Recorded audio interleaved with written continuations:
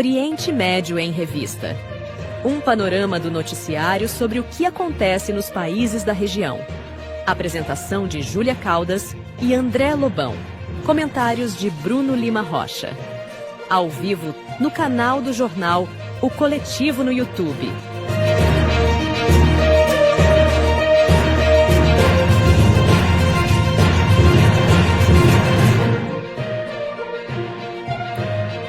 Olá, eu sou Mohamed Ali, comigo está Bruno Lima Rocha Biaclini. Olá, boa noite.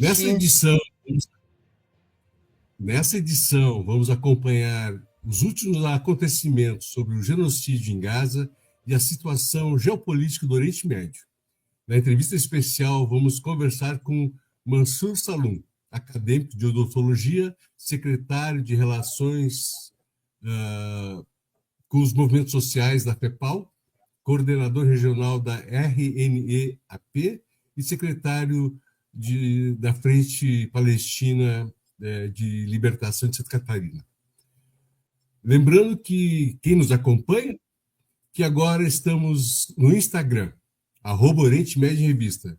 Não esqueça de se inscrever no canal, deixar a curtida aqui no vídeo dessa transmissão e vamos para o nosso editorial.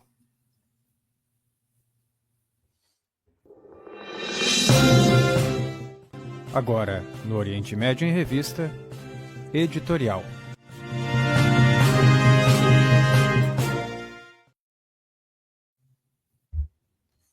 Boa noite. Para quem está no ao vivo, 4 de novembro de 2025, uma data muito especial na América Latina, nós vamos falar disso, data do martírio do guerrilheiro, líder político, ex-deputado, militante, Carlos Marighella, que à frente da Ação Libertadora Nacional, foi executado numa emboscada no dia 4 de novembro de 69, na Alameda Casa Branca, em São Paulo, capital. Mas vamos para o oeste da Ásia, que os cruzados chamam de Oriente Médio. A gente acaba usando o nome para poder, de alguma forma, entrar em diálogo. Já estamos no novo normal. Qual é o novo normal? O novo normal é o terceiro cessar-fogo após o 7 de outubro de 23. No terceiro cessar-fogo, 53% do território de Gaza, território palmo a palmo de terra, areia, pedra, pouca água, está ocupado militarmente pela força armada inimiga invasora sionista. Vou repetir. Está ocupado militarmente pela força armada invasora do inimigo sionista. Saiu pesquisa do Barômetro Árabe, aonde que é o desespero, né? Um povo que resiste até a sua última gota de sangue, que gasta a sua última proteína, a sua última caloria, que passa fome num local que era um verdadeiro jardim na região, jardim, não era desertificado, frutas abundantes, além dos olivais, enfim. 1 a cada 3 pessoas em Gaza quer deixar a faixa litorânea. E 1 a cada 5 pessoas na Cisjordânia quer deixar a Cisjordânia. Porque também não aguenta mais. Quem não está na frente de combate, quem não está nos serviços diretos, é muito difícil viver a sua vida cotidiana. Mas quem está na resistência vive como? Vive lutando. De manhã, de tarde, de noite, de madrugada, tirando o turno e indo à luta com todos os meios contra o ocupante, contra o exército colonialista. Mas o cotidiano de quem vive sob domínio colonial é muito ruim. Tem um dado aqui, que eu vou adiantar, saiu na Hispan TV, saiu hoje, por sinal, e a da ONU. É algo que beira a sandice. A agência da ONU para os refugiados palestinos está advertindo que a Cisjordânia está diante do maior deslocamento forçado de população desde que ela foi tomada militarmente pelo exército sionista em 1967. é algo que beira a loucura, tá? E eu falei 1 a cada 5, segundo a ONU, 1 a cada 4 famílias, não pode voltar ao seu lugar de origem. Com a política israelense de destruir as casas dos supostos inimigos do Estado, claro, do Estado colonial invasor, tem mais ou menos, olha, tem 13 toneladas de escombros diários que têm que ser recolhidos e não são recolhidos na Cisjordânia. Final de setembro, a agência da ONU afirmou que 42 mil palestinos foram obrigados a abandonar os seus lares devido à ofensiva de Israel em curso.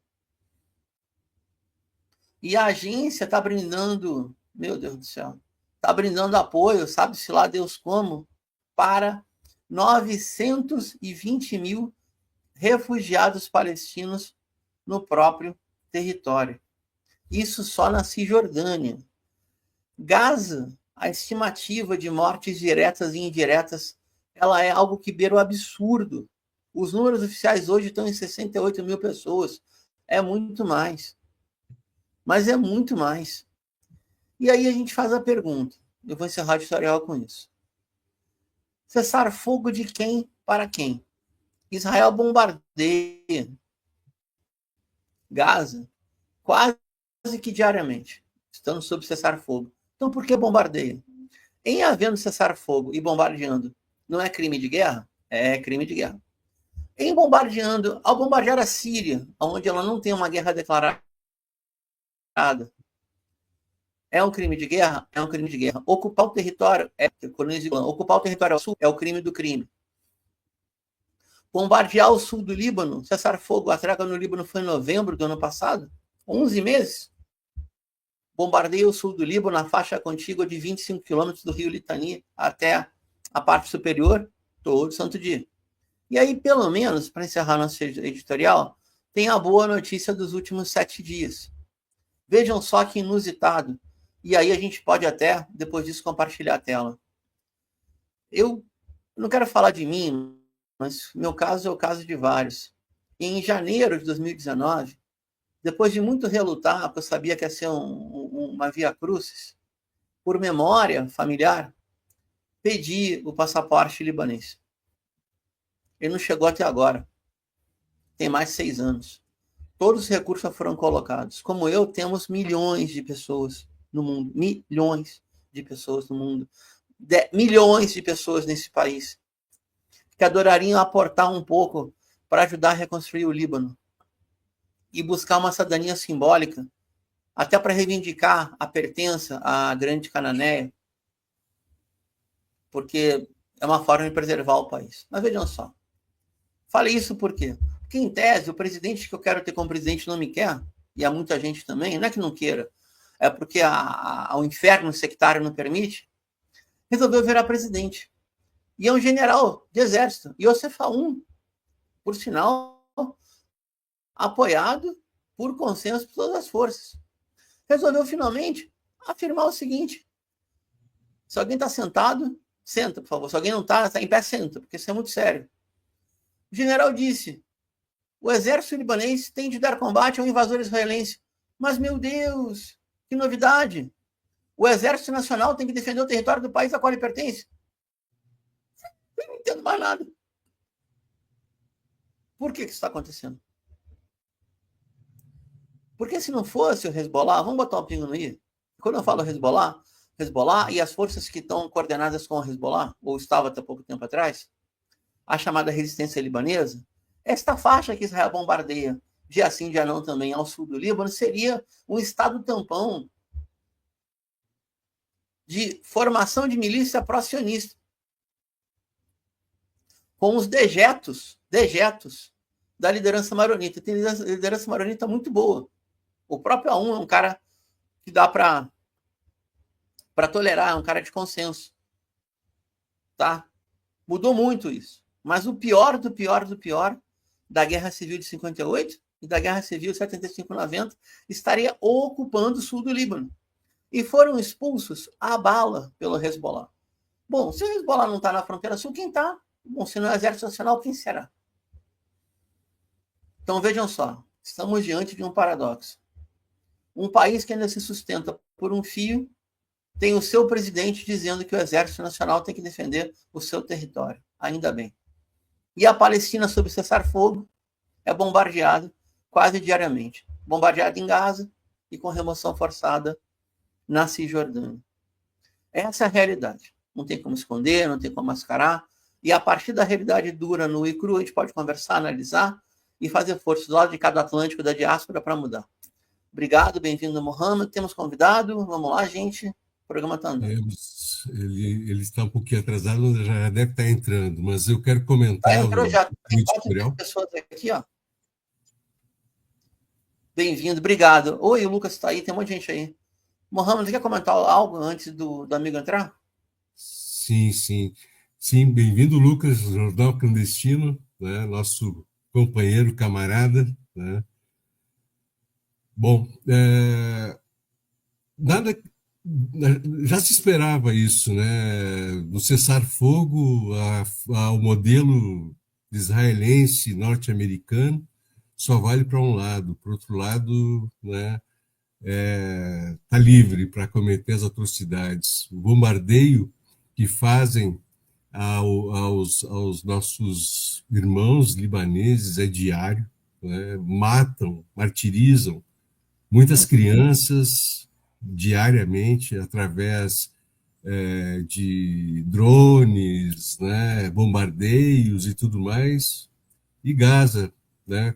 Como tu disse, né? Suprimida de 53% do território, tem, né, 1.900.000 pessoas comprimidas, sem habitação e sem acesso a alimentos, água, sem acesso a pescar, né? Então o genocídio ele continua, não parou o genocídio, nosso trabalho está cada vez mais importante em divulgar essas atrocidades e a realpolitik, né, do que acontece lá, essa política genocida de um Estado colonial, né, com tantas atrocidades que a gente tem para apresentar, né, que comete diariamente longe dos olhos do público. E quando vem aos olhos do público, aí começa a virar. Bom, bem-vindo, Mansur Salum, seja bem-vindo. Já entrevistamos o pai do Mansur, né, o Mohamed Hassan, Mahmoud Subhi, né? A Vanessa Salum, a mãe dele, juntamente com a Serena Buteri, que é uma italiana que fazia um trabalho de acompanhamento, né, na Cisjordânia para poupar a vida dos palestinos dos ataques dos tais colonos, né, que são verdadeiros terroristas. Mansur, seja bem-vindo, né? Conte um pouco da sua história. Assalamu alaikum, boa noite, Mohamed, boa noite, Bruno. Muito obrigado pela oportunidade de estar aqui. Salve, salve, Zina, o Lucas, Jornal Clandestino, camaradas que estão aqui presentes. Bom, apenas para me apresentar, meu nome é Mansur Salum, eu sou secretário de Relações com os Movimentos Sociais pela FEPAL. Sou atualmente coordenador regional da Rede Nacional de Estudantes em Apoio à Palestina e faço parte da Frente Palestina Livre de Santa Catarina como um dos membros fundadores, junto com a minha família, com meu pai, o professor Mohamed Hassan, minha mãe, a doutora Vanessa Salum. Eu tenho 29 anos, nasci no Rio Grande do Sul, sou de origem sírio-libanesa por parte da minha mãe, palestino por parte do pai. E tô aqui, recentemente eu defendi meu TCC sobre a saúde bucal na faixa de Gaza, fazendo um comparativo dos 3 períodos, né, antes do bloqueio, no bloqueio e agora durante o genocídio. Graças a Deus fui aprovado no TCC, meu professor é uma pessoa maravilhosa, me ajudou 1000%, assim como a minha banca também, pessoas fantásticas que estiveram presentes nesse trajeto. E e também trabalho junto com o Lucas no Jornal Clandestino. De vez em quando eu publico alguma coisa lá com ele no Portal Clandestino. E muito obrigado, gostaria de agradecer pela possibilidade de estar aqui hoje com vocês. Seja bem-vindo, querido. Bom, Maravilha. Estamos livres, Mohamed. Quiser começar, por favor? Fica à vontade. vamos falar do livro que está sendo lançado, né? Vozes da Resistência, Narrativas Clandestinas, né? Do nosso camarada Lucas, né? E que também tem textos do nosso irmão de bancada, né? Amigão, André Lobão, né? Com tantos outros, né? Poderias falar um pouquinho do livro, né? E das inspirações e do pessoal que está, né, aproveitando o texto e tudo mais? Com certeza, com certeza. Esse foi um livro escrito com um propósito, que é o de juntar fundos para ajudar refugiados do genocídio do Congo, certo? E ele fala muito sobre o genocídio palestino, casa bastante com a nossa luta. As pessoas que escreveram este livro são pessoas fantásticas. O Lucas, a Zina, que está aqui hoje ao vivo com a gente, psicóloga. Eu pude contribuir com um texto de introdução e as três poesias que eu escrevi ao longo desse período de genocídio sobre a Palestina. Algumas das várias que eu tenho também anotadinhas ali para um livro próximo, se Deus quiser. Temos textos de vários outros camaradas, do André Lobão, do Ali Drabar, do Mansur Peixoto, meu xará. Foram vários textos que nós fomos produzindo e postando no Portal Clandestino ao longo desses 2 anos da existência tanto do portal quanto do genocídio palestino. E a gente tem uma linha, digamos assim, uma linha editorial que é defender os povos oprimidos e denunciar todas as formas de genocídio e apoiar as formas de resistência do povo contra o imperialismo, né? Então, esse livro foi produzido com como é que posso dizer? Com o objetivo de ajudar pessoas, e não só quem com o dinheiro, mas quem está lendo muitas vezes, que ainda não está naquela potência de se rebelar, né? Aí, a partir da leitura desse livro, a gente espera que essa pessoa realmente vire a chave e perceba que não existe outro caminho para a luta contra o imperialismo senão a resistência. Perfeito, perfeito. Alan, tu pode botar a capa do livro, por gentileza? Bruno? E se quiser, eu posso botar também, eu tenho aqui. Beleza, beleza. Não, melhor. Vamos ver, então? A gente já conversa mais com o Mansur Salom. Você consegue colocar aí? Compartilhar? Então, a gente vai ver agora a capa, sim. Compartilha, por favor. Sim, só tô baixando aqui no computador de novo, porque eu perdi o arquivo. Demorou um pouquinho, não, tudo bem. Bom, gente, então... Não, vamos nós aqui, então. Mansur, eu vou seguir por aqui. É o seguinte. É uma pergunta que talvez seja meio injusta, porque é muito mais aguerrida a colônia palestina que os demais setores de origem árabe no Brasil. Até posso botar uma escala, né?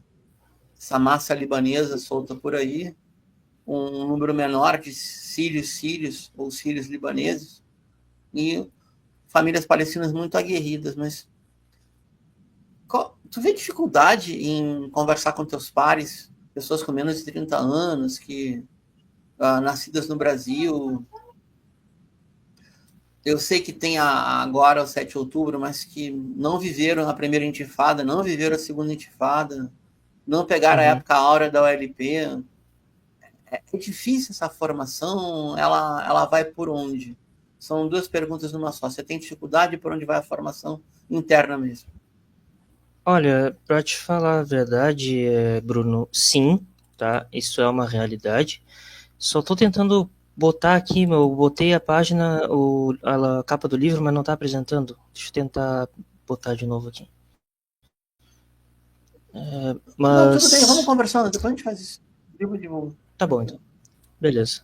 Então, sim, tá, eu não vou te mentir. É uma tarefa bastante árdua, bastante complicada, porque existe, como é que eu posso dizer?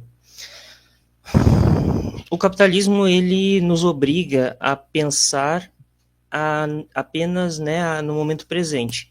Então, assim, a pessoas, por exemplo, os palestinos próximos que eu conheço, que não são, assim, engajados, eles muitas vezes, eles pensam mais no quê? Na própria sobrevivência, né? Na própria necessidade de trabalhar, de ter, né, seus negócios, de proteger suas famílias, do que propriamente de fazer uma militância aberta e declarada pela Palestina. Isso tem a ver com, infelizmente, com o medo que as pessoas sentem de serem atacadas, de serem, sabe, passarem por situações, né, pesadas de perseguição, até como nós vimos acontecer ao longo deste genocídio em São Paulo mesmo. Teve uma mulher muçulmana que foi agredida, arrancaram o véu dela e essas coisas assim. A minha geração, assim, eu tenho 28, né? A minha geração, que eu considero aí até uns 35, né, 25 a 35 anos, essa gurizada que está na mesma época que eu aqui, mais ou menos no mesmo time que eu vejo que existe uma certa, essa mesma, como é que chama? Não é dificuldade, mas sabe, quando a pessoa fica na retranca, ela quer falar, ela quer lutar pela causa, mas ela não quer se expor por esse medo de sofrer reveses, né, dos ambientes onde ela se posiciona, ambientes de trabalho e até mesmo faculdade também, né? Então, sim, eu vejo isso, sim. Ao mesmo tempo, eu percebo que existe, com essa guinada da solidariedade que vem dos povos, de modo geral, aqui no Brasil, nós aqui em Santa Catarina, aqui na Frente Palestina, a gente trabalha com comunidades indígenas, a gente trabalha com o movimento negro, a gente trabalha até mesmo com camaradas de movimentos LGBT. Então, nós temos uma grande, sabe, uma grande base de apoio aqui, que acaba gerando uma certa, como é que chama mais os nossos companheiros palestinos jovens, né, e árabes de modo geral, jovens, para estarem ao nosso lado. Mas é aquilo, como eu disse, existe esse conflito, né, de interesses do capitalismo, que é inerente da sociedade capitalista, né? Se tu não trabalha, tu não ganha, né? Tu não trabalha, tu não tem condições materiais de sustentar a tua vida, a tua família, a tua existência dentro do sistema. E aí muitas pessoas resolvem meio que priorizar esse lado e acabam deixando de lado a militância por uma questão realmente de necessidade. Eu mesmo trabalho o dia inteiro, meus pais também trabalham o dia inteiro, e a gente doa o máximo que a gente consegue de tempo, né, de recursos para a causa, mas não é fácil. E quando a gente esbarra nessa barreira que existe, né, dentro da nossa comunidade, fica ainda mais difícil. Mas a gente continua lutando, a gente não pode perder a esperança, né?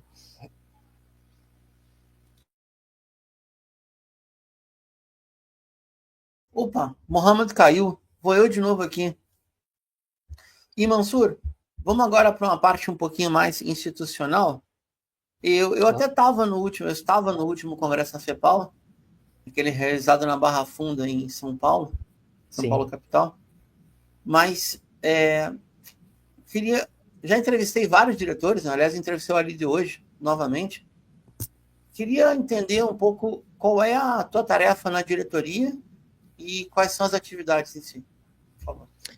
Claro, eu como secretário de Relações com os Movimentos Sociais, eu fico com essa parte de fazer a ponte, a ligação entre a FEPAL, né, enquanto instituição, e os outros movimentos. Aqui em Santa Catarina, especificamente, como eu disse, a gente faz essa ponte com o movimento indígena, né, que faz parte do movimento Bem Viver, do qual o Thiago Ávila é parte integrante. Nós fizemos essa ponte com o movimento negro e com várias frentes do movimento negro. Tem a Frente Revolucionária, que é ligada ao Partido Unidade Popular. Nós temos ali outras sessões também, como a gente fez ano passado uma ponte com o Maracatu, que era um bloco de carnaval engajado socialmente, né? Que fez essas atividades. A gente fez uma atividade muito bonita com eles durante o carnaval do ano passado, um bloco Palestina com dezenas de bandeiras palestinas.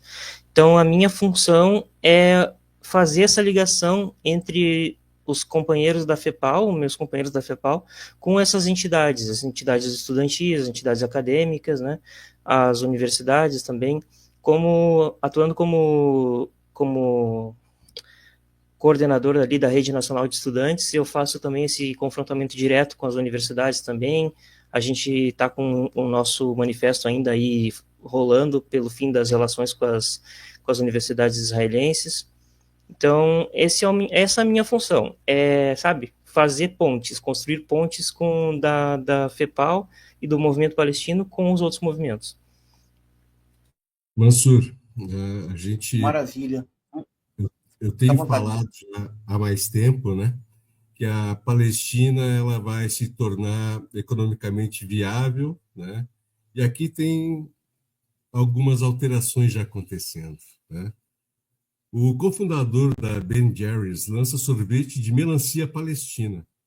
Don Cohen anuncia que lançará de forma independente um sorvete com sabor de melancia, com um símbolo da paz, a solidariedade com os palestinos, depois que a empresa controladora Unilever supostamente impediu a marca de se envolver com a questão. Em uma postagem vídeo no Instagram, Cohen disse que, por esse motivo, estou fazendo isso sozinho. Quero lembrar que Cohen foi preso por protestar contra Israel durante uma audiência no Senado dos Estados Unidos em Washington. Também lembrar que hoje a eleição em Nova York, né, Zohran Mamdani, né, ele é forte candidato a se eleger prefeito em Nova York, furando a bolha.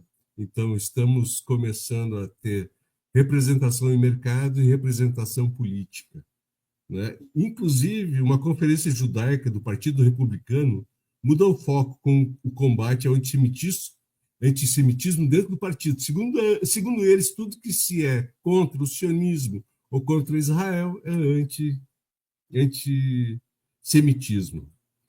As preocupações com o aumento do antissemitismo entre os republicanos vieram à tona nesse fim de semana, né? Transformando a conferência das principais republicanos judeus do país, que antes celebrava o cessar-fogo frágil do Oriente Médio, e o apelo urgente para conter a disseminação de vozes contra o sionismo e contra Israel. Caiu o nosso entrevistado? Parece que caiu, Mohamed. Hoje tá complicado. Então... Oi, volta aí. Volta aí, por favor. Opa, cheguei, voltei. Aí, foi. Tá, retornou. Então, Mansur... Estava ouvindo, Mohamed? Tava ouvindo, sim. Caiu essas rapidão. bolhas estão totalmente fragilizadas. Israel está fragilizado. Uhum. Né? O terrorismo sionista está fragilizado. O mundo está mudando. E esse é um trabalho contínuo que vem vindo. E eu sei o quanto é difícil ter o apoio por questões financeiras, ou dos lobbies, ou da falta de conhecimento, principalmente aqui do Brasil, que faz nossos camaradas, irmãos palestinos, libaneses e demais convergirem para a luta revolucionária do povo palestino. Então, eu gostaria que tu falasse um pouco mais, né? Porque eu vejo muito ativo, né, o Comitê de Santa Catarina, né, inclusive com bastante represálias. Houve uma apresentação do Northern, que foi boicotada, se eu não me lembro bem. Né? Sim. Uhum. Poderia falar sobre isso? Bom, como é que eu posso te dizer?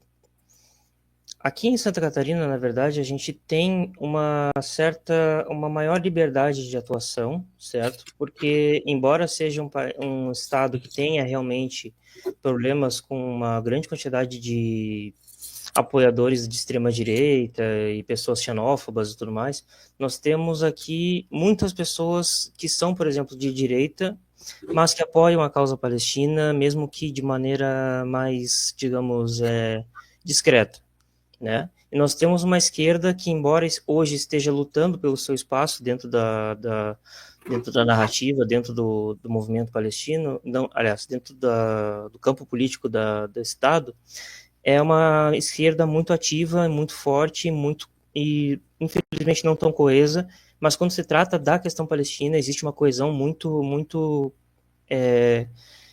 uma união, como se as fronteiras não existissem mais dentro desse movimento. O movimento palestino aproxima pessoas, sabe, de várias linhas diferentes dentro da esquerda, desde do comunismo maoísta até a esquerda, como pode dizer? A esquerda mais liberal, assim, mais próxima do social-democracia, entendeu? Então eu vejo que existe realmente a potência da solidariedade, ela existe dentro desse núcleo. Hoje, como eu disse, eu acho que a ponta de lança, a vanguarda da luta revolucionária pela causa palestina reside dentro desses movimentos de solidariedade, porque eles estão realmente vestindo a camisa, vestindo a kufia, indo para a rua, empunhando a bandeira palestina. Essas pessoas, esses camaradas, esses companheiros, são realmente gente sem medo, gente que sabe que se o genocídio na Palestina não for parado, se o genocídio no Congo, no Sudão, não forem denunciados, o mesmo já está acontecendo nas comunidades periféricas brasileiras, que inclusive as polícias brasileiras, o exército brasileiro estão comprando armas do Estado de Israel constantemente. Eu tenho um contato dentro da Polícia Militar do Paraná, que me explicou que isso começou lá no Exército, começou lá em cima, né? Eles começaram comprando armas do Israel, e existe um sistema de padronização a nível federal para que todas as forças policiais usem o mesmo tipo de equipamento. Então, a compra de fuzis israelenses e de armas israelenses não vai parar. Por quê? Porque existe essa cadeia. Vários estados já estão comprando, né? E vários ainda vão comprar, inclusive até polícia, como é que chama? Guarda Municipal chegou a comprar fuzis, entendeu? Então, existe essa dicotomia muito, muito pesada, assim. E sim, sobre o filme No Other Land, ainda bem que tu falou, Muhammad, estamos com uma sessão ocorrendo hoje à noite lá na UFSC, né, com o meu pai e minha mãe estão ali presidindo a mesa de debate, e essa semana inteira, e semana que vem também inteira, nós estamos fazendo diversas atividades sobre a questão palestina. Na sexta-feira nós vamos ter uma grande reunião com o Ali Drabar, com o Said Tenório, com o como é que chama? Embaixador de Cuba, aqui no Brasil. E semana que vem nós teremos 2 dias de festival dos estudantes contra a guerra, que será um evento lá na UFSC, gratuito, que vai também ter apresentações de música, de dubca, e debates também sobre a questão palestina. Então, a gente realmente sofre essas represálias, essas dificuldades, né? Mas a gente não dá para trás. Quando a gente foi fazer o No Other Land no SIC, por exemplo, que o SIC é o maior centro cultural aqui da cidade, aqui. É um dos mais tradicionais. A diretora do SIC é uma mulher judia, antisionista, e quando nós fomos fazer a nossa apresentação, o governador do estado, né, pressionado pelo lobby sionista, foi falar com ela para ver se não era melhor cancelar o evento. E ela falou, olha, se cancelar o evento, então eu entrego aqui a minha posição como diretora, porque isso não faz nenhum sentido. E aí nós conseguimos fazer o evento 2 vezes ainda. Então foi realmente assim, o lobby tenta nos derrubar, mas a gente continua firme. E eu acho que essa é a mensagem que a gente tem que passar para o mundo, né? Que a gente não vai desistir tão fácil dessa luta. Parabéns. Bruno? Mansur, talvez uma coisa mais delicada, a tua função seria nacional. Você consegue articular nacionalmente E aí, até para operacionalizar isso mesmo, você tem muito deslocamento, tempo de viagem, suponho que deve passar muitas horas em rede, conversando com um monte de gente, com um monte de entidade. Eu pergunto mais o cacuete da ciência política, né? Como é que é essa articulação? Devem ter relações institucionais que já chegaram para você, relações de confiança tuas já assim travadas. Queria que comentasse um pouco, por favor. Não, claro, com certeza. Eu trabalho essencialmente online, virtualmente, né? Até por causa do meu trabalho e da minha faculdade. Eu, infelizmente, não tenho esse tempo para estar indo e voltando toda hora. Porém, realmente eu trabalho com eu faço contato constantemente com entidades. Ano passado, eu tive a oportunidade de conseguir organizar uma agenda nacional. Nós fizemos inclusive o Muhammad acho que estava nessa live que nós fizemos, que foi uma reunião nacional dos movimentos pela questão palestina, para organizar o calendário nacional.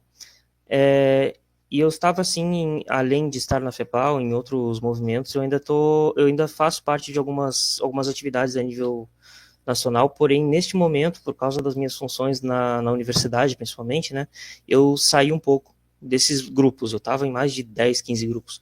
Existem, pelo menos no WhatsApp, 3 grupos de articulação nacional. Um que foi feito mais recentemente, ali, encabeçado pela Frente Palestina São Paulo. Um mais antigo, que aí tem uns camaradas mais mais revolucionários, aqueles realmente que estão na luta há, sei lá, décadas.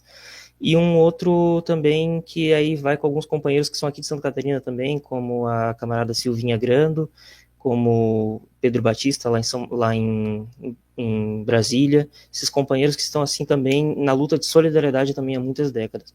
Então, existem esses 3 pontos de articulação, né, que são esses 3 grupos aí que trabalham nacionalmente, além da Rede Nacional de Estudantes, né? O Muhammad, meu pai, ele é da rede universitária, que daí engloba professores e técnicos. Então, essa articulação que nós estamos fazendo a nível nacional, ela não é fácil, mas ela existe. E graças a essa articulação, inclusive, só nesse ano agora, mais de 4 ou 5 comitês novos surgiram. Aqui em Joinville surgiu a Frente Palestina Livre de Joinville. Em Curitiba teve uma nova frente de luta, que é a Frente Palestina de Curitiba, se eu não me engano. E vários outros grupos estão, se sentindo mais à vontade para construir os seus coletivos. Inclusive, esse fim de semana retrasado, eu estive em Chapecó, para o primeiro congresso da Executiva Nacional de Estudantes de Pedagogia. E lá, quando eu fiz a minha fala na mesa, né, eu peguei e falei para eles: gente, vocês não precisam de autorização, só façam. Vocês querem fazer uma frente, querem fazer um comitê de solidariedade, façam. E podem contar comigo enquanto representante da FEPAL, da Frente Palestina, da Rede Nacional de Estudantes. Eu vou atrás da articulação que for necessária fazer. E esse é realmente o meu trabalho institucional, Bruno. Tem sido mais no campo digital mesmo, por causa dessa questão de dificuldade de deslocamento, né? Perfeito. Bom, Mansur, eu tenho aqui 2 aberrações sionistas, né? Uma é daquela senhora, né, a advogada das Forças Armadas de Israel, a Major Wifat Tomer, né, que ela renunciou ao cargo. Inclusive, ela, né, fez uma carta de despedida. Ela foi presa, não foi? Foi presa, está em detenção por vazar um vídeo de estupro, né? Ela vazou um vídeo de estupro, né? Um vídeo que durou 15 minutos, onde a detenta foi chutada, pisoteada, né? Bateram nela, jogaram o corpo no chão, a estupraram, costelas quebradas, pulmão, né, fraturado, né? E isso é o que, né, os sequestrados palestinos sofrem nas prisões, né? Esses calabouços, né?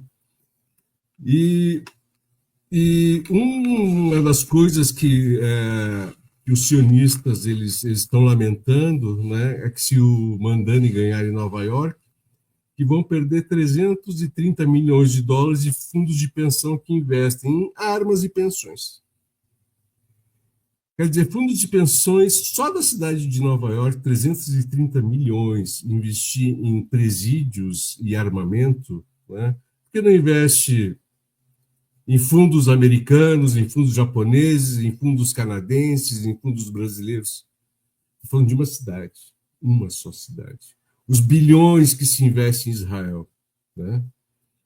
E além disso, querido, né? Existe que chegaram corpos de prisioneiros, dos sequestrados palestinos, né?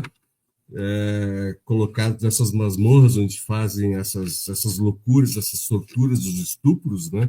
Onde, inclusive, brasileiros da flotilha foram levados, né? E foram humilhados nessas prisões que eles passaram. Gaza recebeu os corpos deles, com sinais de tortura, com mãos e pés amarrados, sem órgãos, comércio de órgãos, córnea, né? Essas atrocidades.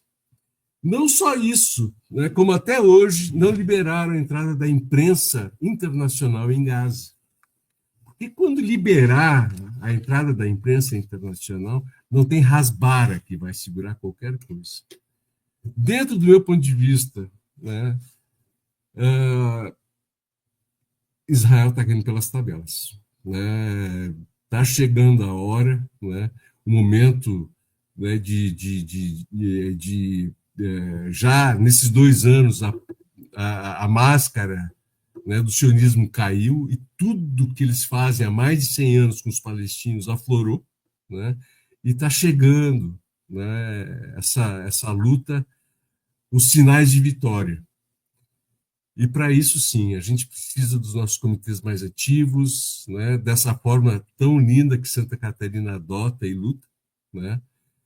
E eu gostaria que tu falasse agora todos os nossos comitês, você em nome da FEPAL, da Secretaria, de tudo mais, né, a todos o pessoal da nossa audiência, né, sobre as atividades próximas. Eu acho que agora tem no dia 29 de novembro, né?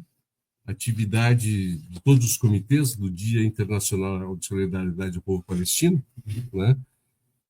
Então, se pudesse desenvolver mais essas questões e como a gente pode trazer e apresentar mais essas atrocidades que a gente fala para o despertar do povo brasileiro, que ainda, dentro do meu ponto de vista, está cego, está com parasita cerebral sionista, com essa história de Israel cristã que nunca existiu.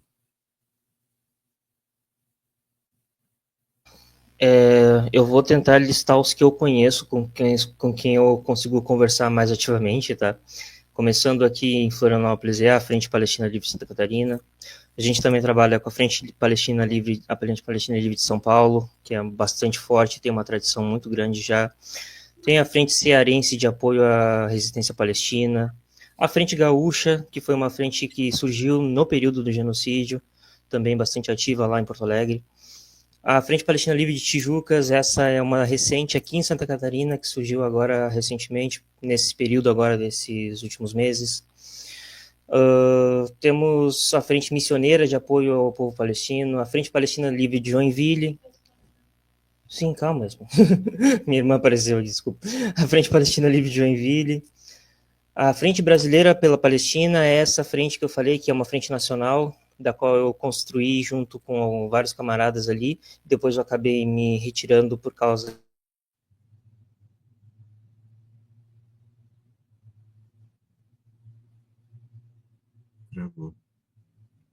vários grupos.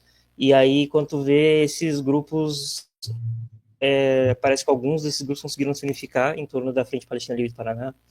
A Frente Palestina Livre de Sorocaba também, outro comitê recente que surgiu, outra frente recente.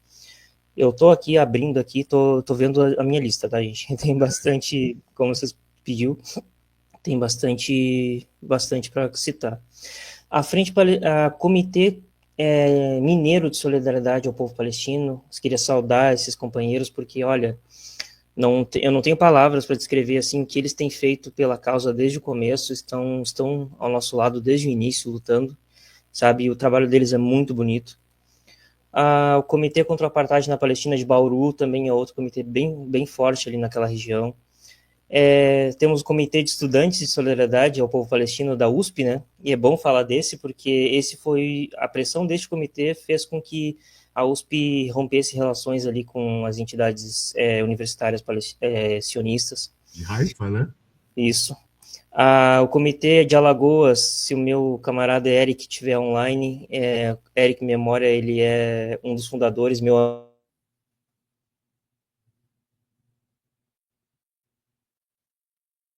esse comitê em Alagoas, além do comitê universitário da UFAL, de Solidariedade ao Povo Palestino. O comitê de Ponta Grossa, do qual, se não me engano, faz parte o nosso querido amigo Fábio Bácila. Fábio Bácila também tem um livro excelente que eu usei como base no meu TCC, que fala sobre o apartheid na Palestina, evidenciando, sim, com bases acadêmicas muito bem feitas, o trabalho dele sobre o apartheid.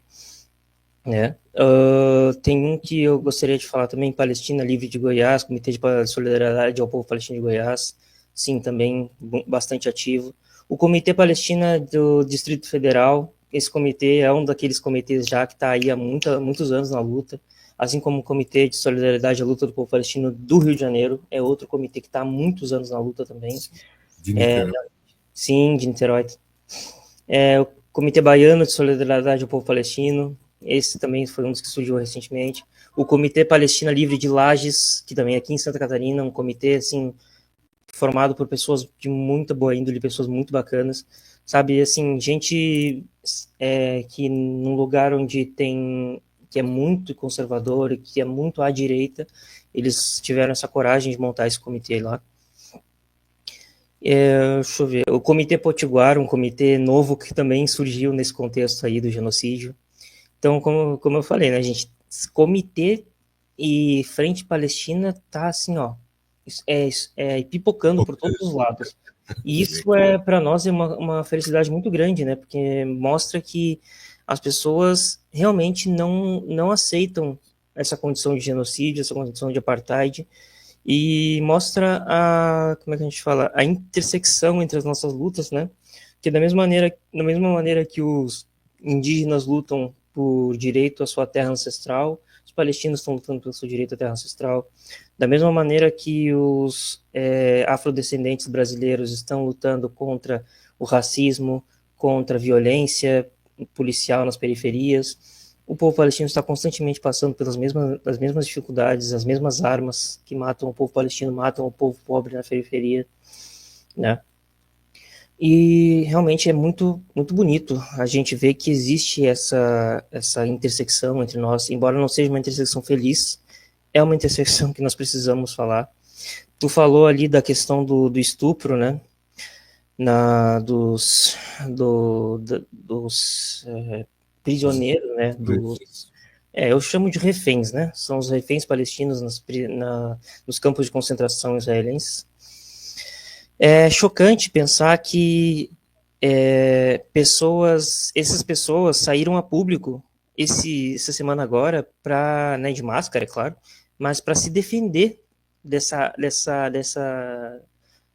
acusação, como se não tivesse ali um vídeo de 15 minutos, como tu disse, mostrando eles estuprando uma pessoa e fazendo todas aquelas coisas. Né? A questão é literalmente a desumanização do povo palestino por parte da entidade sionista. E eu diria que isso é um aspecto cultural do Ocidente, na verdade.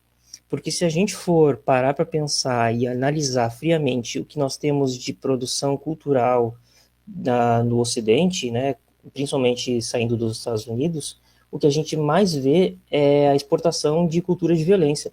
E Israel é o ápice da exportação de cultura de violência, através do Krav Maga, que eles vendem como um estilo de autodefesa, né?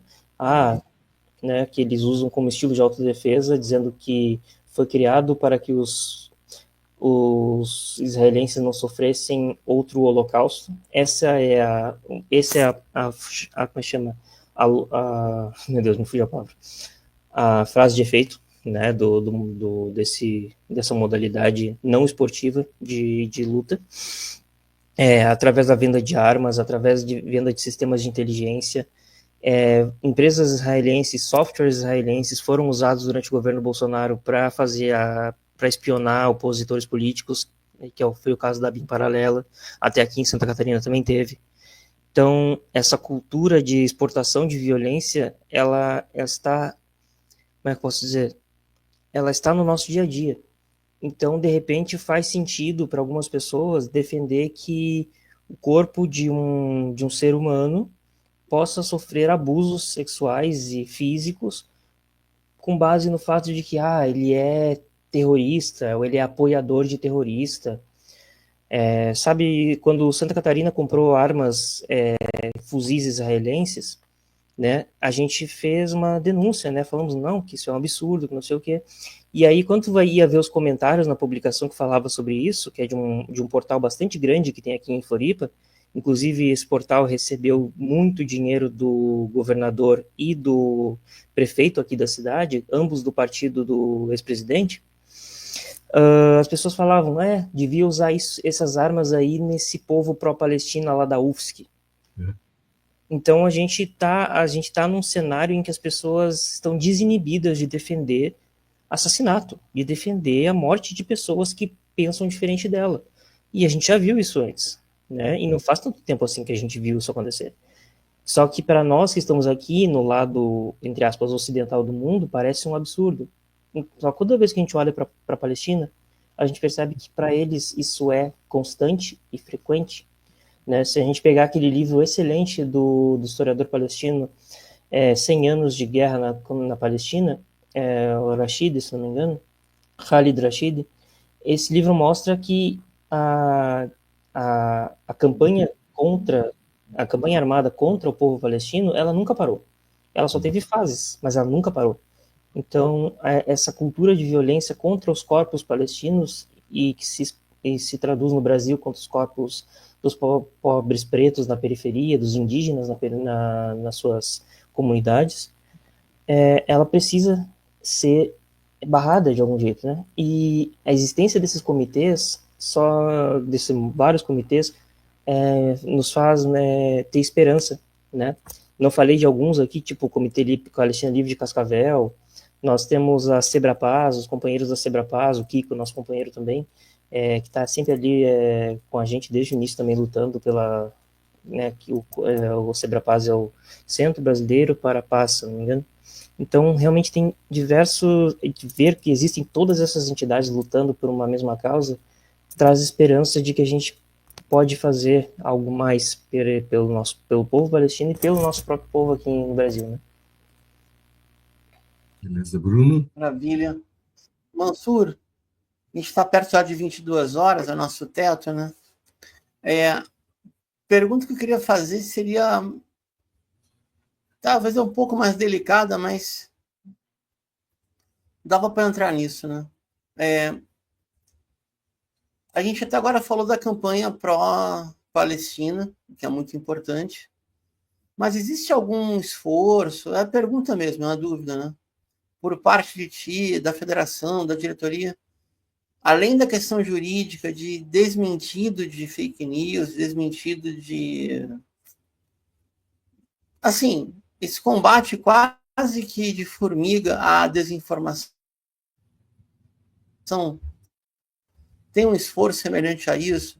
Eu sei que a comunicação na FEPAL é maravilhosa, a diretoria faz milagre, mas existe um esforço voltado para, pelo menos, tentar, de alguma maneira, superar a desinformação circulante? É a minha última pergunta. Não, isso sim, existe constantemente. Nós temos ali, além da nossa comunicação ali, ela é muito forte. Nós temos jornalistas profissionais trabalhando dentro da FEPAL para combater a desinformação. Nós temos ali diversos companheiros ali que são da diretoria, que são advogados, como eu posso dizer, pessoas que estão ligadas a causas sociais. Então, a desinformação, o combate à desinformação pela FEPAL, ele se dá através disso. Não é no embate, né, nem sempre, claro, existem momentos que é necessário o embate, mas não é no embate, sabe, de boca a boca, de ficar discutindo por comentários ou ficar gravando vídeos de reação, essas coisas assim, como muitos outros companheiros influencers fazem, que é uma forma válida também, mas dentro da federação a gente trabalha dentro dessa lógica de trazer dados que possam ser verificados, dados factíveis, e combater desinformação com informação, né? Então, se tu entrar ali, todo santo dia tem um texto novo da comunicação da FEPAL, desmentindo alguma coisa, ou desmistificando alguma coisa, porque é realmente necessário, porque a gente está falando de um genocídio que ainda está acontecendo, e a gente ainda está lutando contra esse lobby, né, dentro da sociedade, de defender o genocídio baseado em ideias bíblicas ou justificativas quaisquer que não façam nenhum sentido, né? Então, sim, a FEPAL, enquanto Federação Árabe-Palestina, faz esse trabalho, assim como a Frente Palestina também, todo santo dia a gente publica, sei lá, no mínimo umas 20 publicações por dia também, mostrando a realidade do povo, da situação do povo de Gaza mesmo. Obrigado, Mansur. Quero confessar que o Mansur ele é uma fonte de indicações de entrevistados para mim. Muito obrigado. Quero agradecer pessoalmente. Legal, obrigado. O Mansur sempre foi muito querido e amável, né? Eu espero que mais pessoas dos comitês comecem a participar do nosso programa, que é muito importante dar voz aos comitês. Uhum. E essa coragem a gente precisa enaltecer. É coragem, sim. E ver que a Palestina ela derruba muros e une as pessoas para uma revolução humanista, né? Exato. O direito e a justiça, isso me enche de alegrias, Mansur.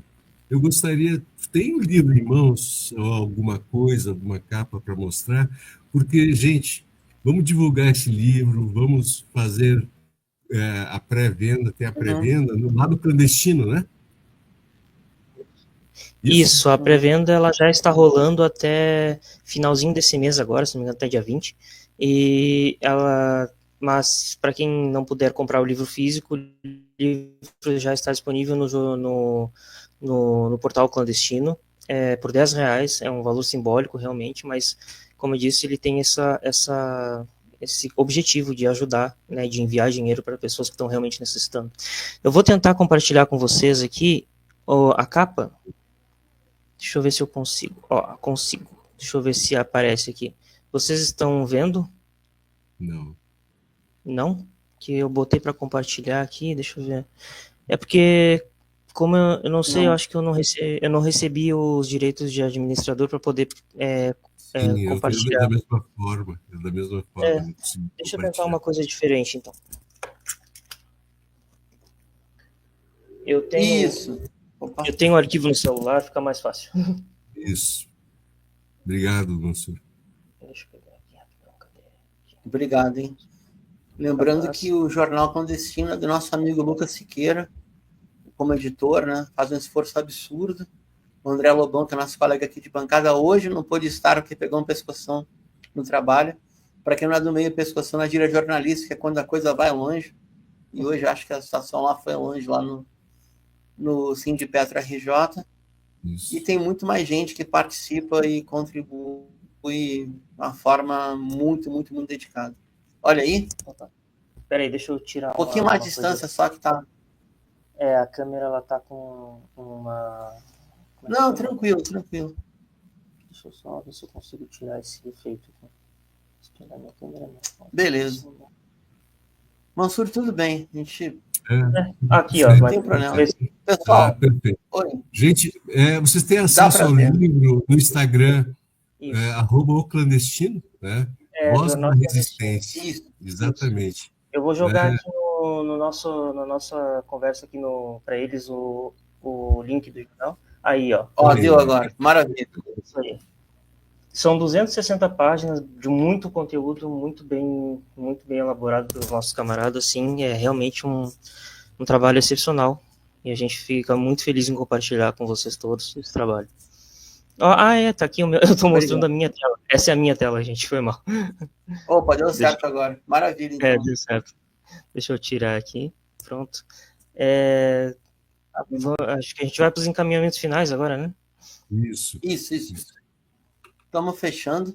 Fica à vontade para se despedir. Na volta a gente encerra aqui. Mansur, obrigado. Eu sei que vocês podia estar numa atividade ao vivo agora, em mais uma live, né?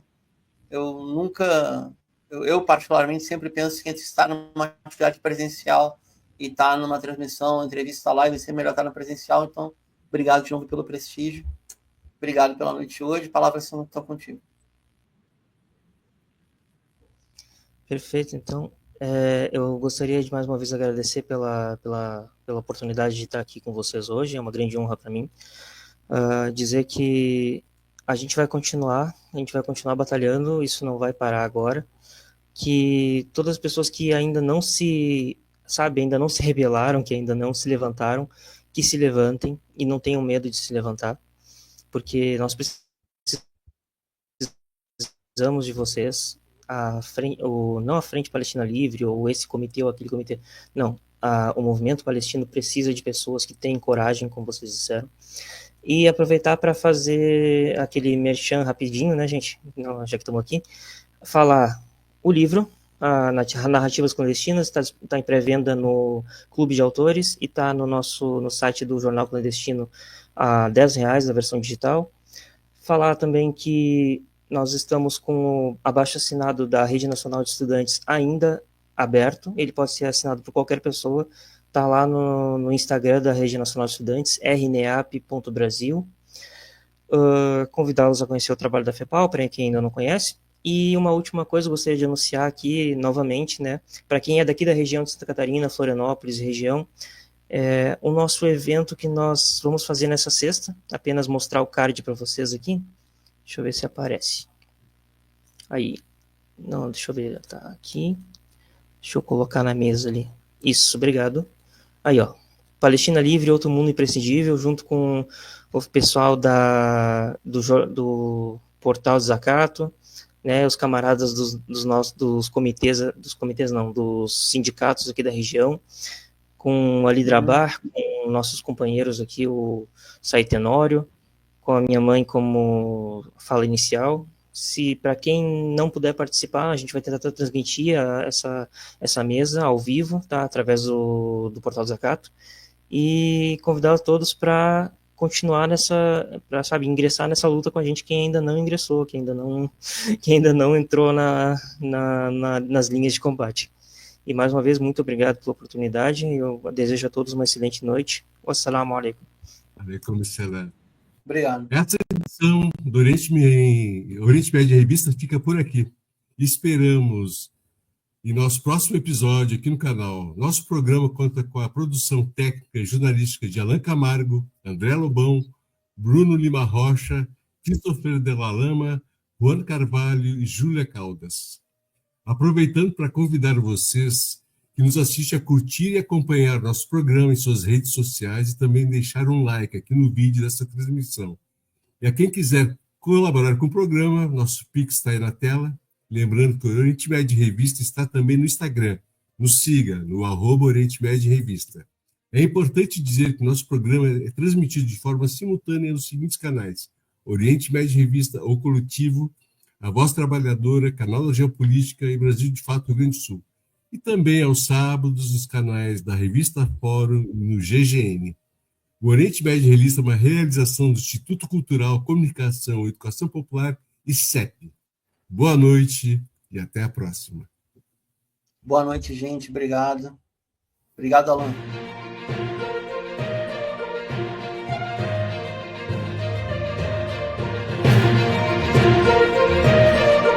Oriente Médio em Revista. Um panorama do noticiário sobre o que acontece nos países da região. Apresentação de Júlia Caldas e André Lobão. Comentários de Bruno Lima Rocha. Ao vivo no canal do jornal O Coletivo no YouTube.